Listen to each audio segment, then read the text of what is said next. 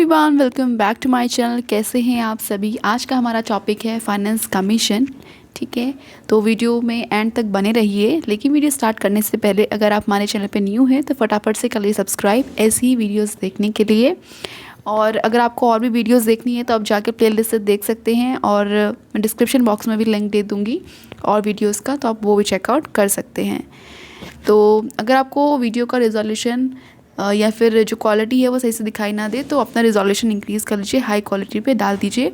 आप चाहें तो इस वीडियो का जो भी मैंने पढ़ा रही हूँ उसमें स्क्रीनशॉट ले लीजिए, क्योंकि मैं बिल्कुल टू द पॉइंट्स नोट्स बना रखे हैं इसमें, और जो कि आपके लिए हेल्पफुल रहेंगे। ठीक है, यहाँ पे बिल्कुल जितना भी मैंने सारा मटेरियल ले रखा है बिल्कुल टू द पॉइंट है। आप चाहें तो आप अपने हिसाब से इसमें और भी चीज़ें ऐड ऑन कर सकते हैं। ठीक है, एग्ज़ाम में लिखने के लिए। और बाकी मैं कॉम्पिटिटिव पॉइंट ऑफ व्यू से भी आपको बता दूंगी कहाँ कहाँ पे कौन कौन सी चीज़ें पूछी जाती हैं। ठीक है, मेनली चलिए स्टार्ट करते हैं। फाइनेंस कमीशन एक कॉन्स्टिट्यूशनल बॉडी है जो कि फॉर्मुलेट होती है under article 280 of the Indian constitution के अंडर।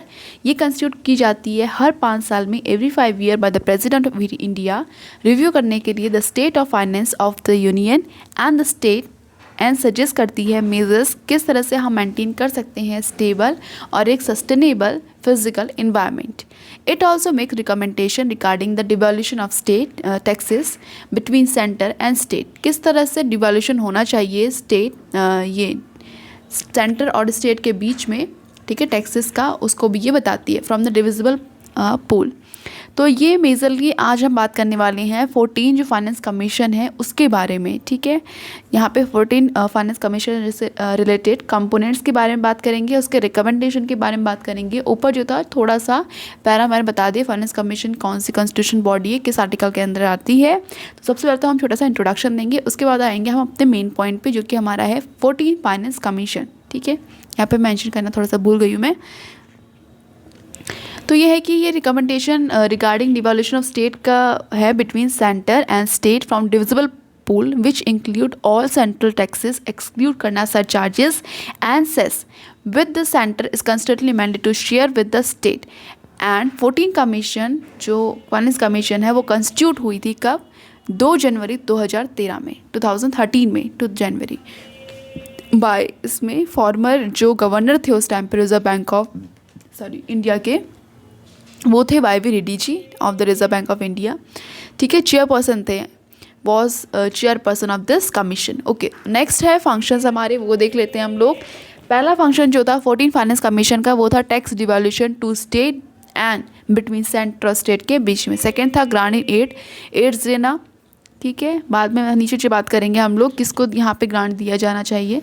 थर्ड था आर्ग्यूमेंट करना, arguments resources of Panchayati Raj institutions. ठीक है, फोर्थ है अदर फंक्शंस, और भी फंक्शंस है जो कि डिसाइड किए गए थे बाय द प्रेसिडेंट। उसके बाद इसमें जो ऑब्जेक्टिव है, इसमें ऑब्जेक्टिव है टू आर्ग्यूमेंट करना the consolidated state funds for supplementing the resources of the local body and recommend करना ग्रांट इन एड। जो ग्रांट इन एड आया था इसमें रिकमेंड किया गया था वो आर्टिकल नंबर 275 के अंडर था। कंपोनेंट जो है इसमें दिस कमीशन ग्रांट, जो इसमें कमीशन में ग्रांट दिया गया था वो डिवाइडेड था 2 पार्ट्स में। पहला जो था वो बेसिक ग्रांट था जो कि 90% था, और जो परफॉर्मेंस ग्रांट था यहाँ पे वो 10% था। जो टारगेट ग्रुप था जिसको देना था ये ग्रांट वो है रूरल और urban population under local self government. जो लोकल सेल्फ गवर्नमेंट है उसके अंडर जितने भी आते हैं वो थे यहाँ पे टारगेट ग्रुप। उसके बाद 14 फाइनेंस कमीशन का सबसे ज़्यादा जो मेन पूछा जाता है वो है रिकमेंडेशन। ठीक है, क्या रिकमेंडेशन के अंदर क्या चेंजेस हुई, तो डायरेक्टली एग्जाम में आता है रिकमेंडेशन बता दीजिए। पहले तो नॉर्मल फाइनेंस कमीशन क्या होता है ये पूछ लेंगे आपसे, उसके बाद कोई भी फाइनेंस कमीशन दे सकते हैं, जैसे कि 14th है, 15th है, जो कि लेटेस्ट है अभी वो देंगे आपको। ठीक है, तो उसमें से हम जो एक पढ़ रहे हैं 14th वाला। ओके, फर्स्ट जो है यहाँ पे FFC has radically enhance a share. यहाँ पे जो फाइनेंस कमीशन है उसने एनहेंस किया है स्टेट का share in the central divisible pool में फ्रॉम करेंट 32% टू 42%। पहले 32% था, अब ये इंक्रीज़ हो गया 42% हो गया, जो कि बिगेस्ट है ever increase in vertical tax devaluation पे।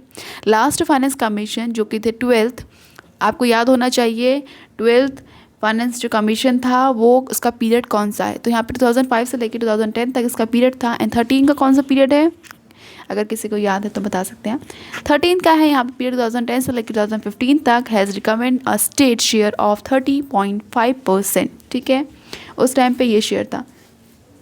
उसके बाद है सेकेंड यहाँ पे FFC has also proposed a new horizontal formula for the distribution of the state share in divisible pool among the FFC has not made any recommendation, तो कोई recommendation नहीं यहाँ पे थी कंसर्न करने के लिए state specific grant unlikely the 13 finance commission में grant should be distributed. Third है हमारा grant should be distributed to state for local bodies on the basis of, किस तरह से डिस्ट्रीब्यूट होगा यहाँ पे, जो भी 2011 का जो पॉपुलेशन डाटा है उसके बेसिस पे यहाँ पे ग्रांट डिस्ट्रीब्यूट किया जाएगा। The grant be divided into 2 broad categories, ठीक है, 2 ब्रॉड कैटेगरीज में डिवाइडेड किया गया ग्रांट को यहाँ पे। पहला है रूरल पॉपुलेशन एंड सेकेंड है अर्बन पॉपुलेशन, कंस्टिट्यूट करते हुए ग्राम पंचायत को और कंस्टिट्यूट करते हुए म्यूनिसिपल बॉडीज़ को रिस्पेक्टिवली। नेक्स्ट है टाइप्स ऑफ ग्रांट, अलग अलग टाइप्स के ग्रांट है। पहला है बेसिक ग्रांट और दूसरा है परफॉर्मेंस ग्रांट, जो कि हमने ऊपर पढ़ा था। कितना रेशो था याद है किसी को? 90:10 है, ठीक है। The ratio of basic to performance grant be 90:10। With respect to panchayat, ये पंचायत के रिस्पेक्ट में है। उसके बाद म्यूनिसपैलिटीज़ के केस में यहाँ पे 80:20 है, ठीक है। उसके बाद लास्ट है यहाँ पे जी लिंकिंग करना of schemes. 8 central sponsor scheme मतलब CSS will be delink कर दिया जाएगा from support from centres. Various CSS will now see a change, यहाँ पे चेंज पैटर्न देखने को मिलेगा, change in sharing pattern with state sharing a higher physical responsibility.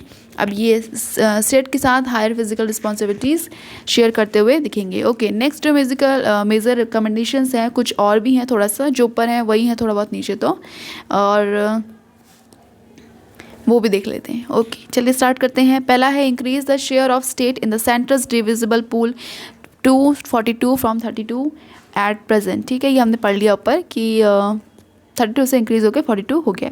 Reduce, यहाँ पे फिजिकल डेफिसिट को रिड्यूस हुआ यहाँ पे देखने को हमें मिला 14 फाइनेंस कमीशन पे 3% GDP का। कब देखने को मिला? 2016-2017 के मिड में।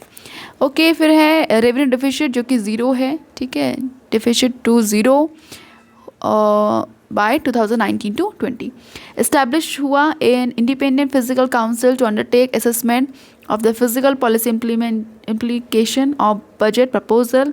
Next है replace करना existing FRBM एक्ट को with a depth ceiling and physical responsibilities, मतलब इसको हमने यहाँ से replace कर दिया FRBM एक्ट को depth ceiling and responsibilities physical responsibility registration के साथ।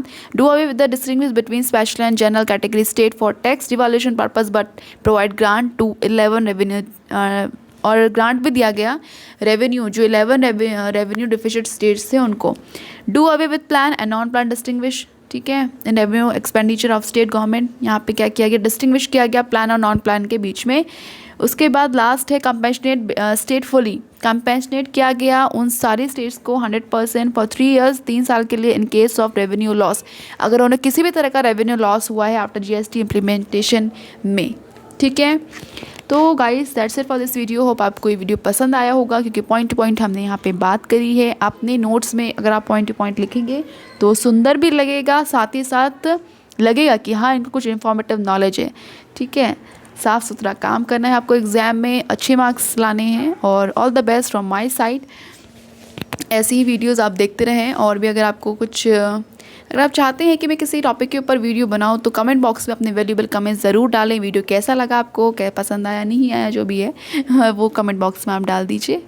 वीडियो पसंद आई तो इसे लाइक कर दीजिए, चैनल को सब्सक्राइब कर दीजिए, हमारे साथ बनिए रहिए ऐसी ही और वीडियोस देखने के लिए। धन्यवाद, thank you so much, bye bye, see you in next video.